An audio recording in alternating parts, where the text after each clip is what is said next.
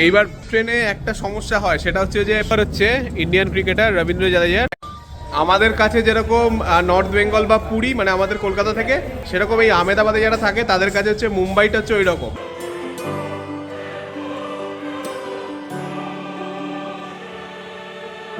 যদি ওনারা লাগেজ রেখে দেন নিচে, মানে আমাদের তো লাগেজ আছে প্রায় 3খানা।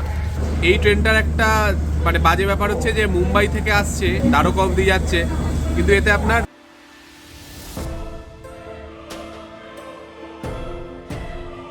তো সেই জন্য যেটা হলো একটু ছোটাছুটি করতে হলো। তো এখানকার ফেমাস খাবার ঢোকলা আর তার সাথে মেদু বড়া, এই দুটোই বিখ্যাত। তো এগুলো নিলাম, ওই 30 টাকা করে দাম নিল মানে পার প্লেট। আচ্ছা, এই জিনিসটা কি আপনারা কি কেউ বলতে পারবেন? দ্বারকার যত কাছে এগোচ্ছি পরপর এরকম ওয়াটার বডি চোখে পড়ছে। তার মধ্যে সাদা সাদা এগুলো কি বলুন তো? সাদা বালি নাকি সাদা সিমেন্ট নাকি অন্য কিছু? আমি তো বুঝতেই পারছিলাম না। আপনারা জানলে অবশ্যই একটু কমেন্ট করে জানাবেন। Good morning from Ahmedabad junction railway station. ঘড়িতে এখন সকাল 4:30, আর আমাদের ট্রেন এখন আছে দ্বারকা যাওয়ার। আজকে আমরা দ্বারকা বেরিয়ে যাচ্ছি এখান থেকে। তো ট্রেনটা হচ্ছে সৌরাষ্ট্র মেল 22945।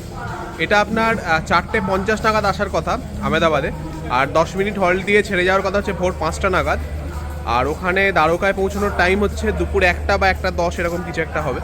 মোটামুটি ওই 8 ঘন্টার মতো জার্নি। আর আমরা জার্নি করছি এসি 3 টায়ার ইকোনমিতে M2 কোচে। এইবার ভোরের ট্রেনে একটা সমস্যা হয়, সেটা হচ্ছে যে প্রথম কথা হচ্ছে অন্ধকার থাকে সব, মানে আর কি কম্পার্টমেন্টের ভেতরটা, তো লাগেজ নিয়ে ঢুকতে একটু প্রবলেম হয়। তারপর হচ্ছে যে যদি আমাদের সিটে বা মানে অপোজিটে যারা আছে তারা যদি ঘুমোয়, তো সেই সময় লাইট ফাইট জ্বালানো একটু মানে ঝামেলার ব্যাপার। প্লাস যদি ওনারা লাগেজ রেখে দেন নিচে, মানে আমাদের তো লাগেজ আছে প্রায় 3খানা, তো যদি আবার লাগেজ থাকে সেগুলোকে আবার সরিয়ে টরিয়ে ঢোকাতে হবে আলাদা করে। সো এটা একটু চাপের ব্যাপার, কারণ সবাই ঘুমোয় তো। আচ্ছা, একটা ব্যাপার আপনাদের একটু ক্ল্যারিফাই করে দিই। আমাদের এখানে ভোর 4:30-5টায় কিন্তু আলো ফুটতে শুরু করে, লোকজন মর্নিং ওয়াক করতেও বেরোন। গুজরাটে কিন্তু সিনারিওটা সম্পূর্ণ আলাদা। যেহেতু পশ্চিমের রাজ্য, তাই সানরাইজ ওখানে 6:30-7টার আগে হয় না। তাই আমাদের কাছে 4:30 ভোর হলেও ওনাদের কাছে ওটা মাঝরাত। আমরা হোটেল থেকে ডাইরেক্ট উবের ডেকে স্টেশনে চলে এসেছি। আজকাল এই অ্যাপ ক্যাব থাকার জন্য প্রচুর সুবিধা হয়, খরচও কম হয়, আর মাঝরাতে বেরোতে হলেও চিন্তা নেই।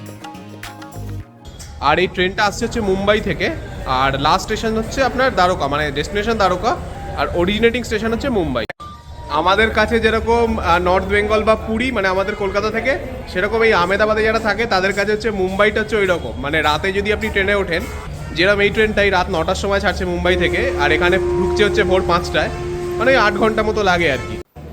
ঘড়িতে ভোর 4:48। নির্ধারিত সময় থেকে 7 মিনিট আগেই সেদিন আহমেদাবাদ স্টেশনে ঢুকে গেছিল 22945 সৌরাষ্ট্র মেল। আগেই বলেছি এখানে স্টপেজ টাইম 10 মিনিট, তাই 5টা 5-এর আগে কখনোই ট্রেনটা ছাড়বে না। তাই ধীরে সুস্থে ওঠা যাবে, যেহেতু বিফোর টাইমে ঢুকিয়ে দিয়েছে।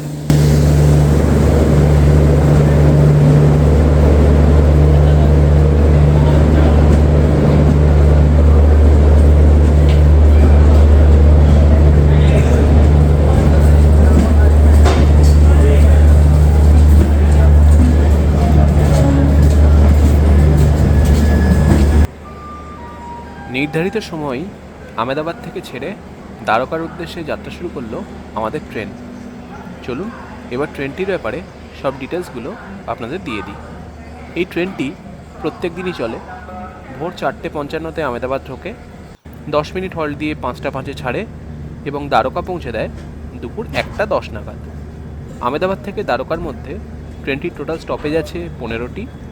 আর আহমেদাবাদ থেকে দ্বারকা ট্রেনটির স্লিপার ক্লাসের ভাড়া 330 টাকা, থার্ড এসি ইকোনমি 775 টাকা, 3A অর্থাৎ থার্ড এসি 835 টাকা, সেকেন্ড এসি 1155 টাকা এবং ফার্স্ট এসি 1925 টাকা।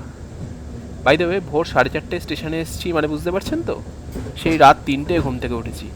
একটু ঘুমিয়ে নিই, দেখা হচ্ছে কাল সকালে।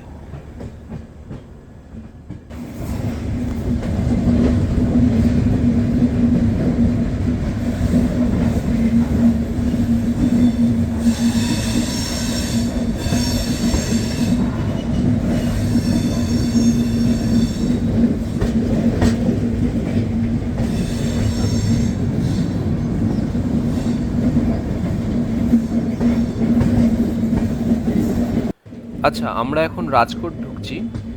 আমেদাবাদ থেকে এই রাজকোট অবধি এই ট্রেনটির টোটাল স্টপেজ ছিল 6টি।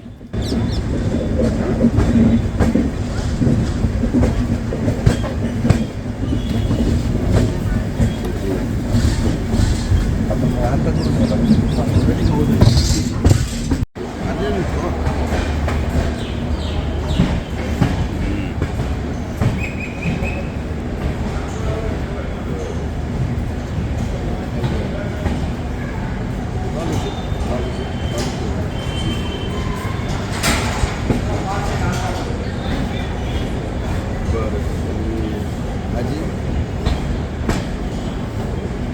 ऐक ना केली. हॅलो ऐक ना. हॅलो राजकोटला आहेत आम्ही.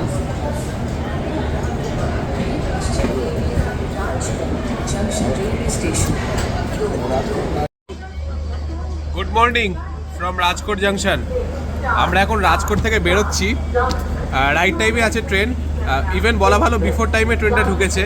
9:10 টাইম ছিল, আর এখান থেকে বেরোনোর কথা হচ্ছে 9:20 নাগাদ। এখন 9:20 বাজে, আর এটা ঢুকেছিল হচ্ছে 9:07, মানে আপনার টাইমে ঢুকেছিল। এই ট্রেনটার একটা মানে বাজে ব্যাপার হচ্ছে যে মুম্বাই থেকে আসছে, দ্বারকা অবধি যাচ্ছে, কিন্তু এতে আপনার প্যান্ট্রি কার নেই। তো সেই জন্য যেটা হলো, একটু ছোটাছুটি করতে হলো আপনার ওই ব্রেকফাস্ট নেওয়ার জন্য। ট্রেনেও খুব বেশি কিছু উঠছে না। তো এখানকার ফেমাস খাবার ধোকলা আর তার সাথে মেদু বড়া, এই দুটোই বিখ্যাত। তো এগুলো নিলাম, ওই 30 টাকা করে দাম নিল, মানে পার প্লেট। আর এই রাজকোটটা হচ্ছে মানে এই সেকশনের, মানে আমেদাবাদ থেকে দ্বারকা যে আর কি সেকশনটা আছে, তার মধ্যে সব থেকে বড় স্টেশন, এবং এখানে স্টপেজ টাইমও সব থেকে বেশি, 10 মিনিট স্টপেজ টাইম এখানে।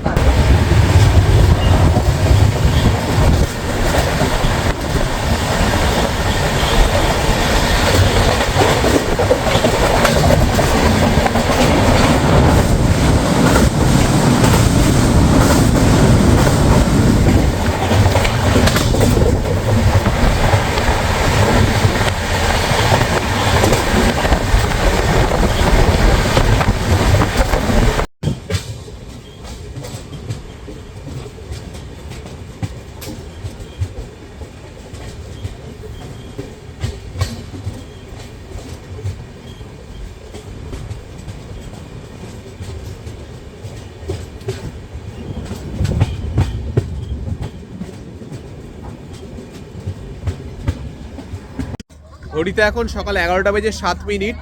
আমরা এসে পৌঁছলাম জামনগরে, জামনগর রেলওয়ে স্টেশনে। ট্রেন কিন্তু একটু লেট করছে। এখানে টাইম ছিল 46-এ, 10:46-এ।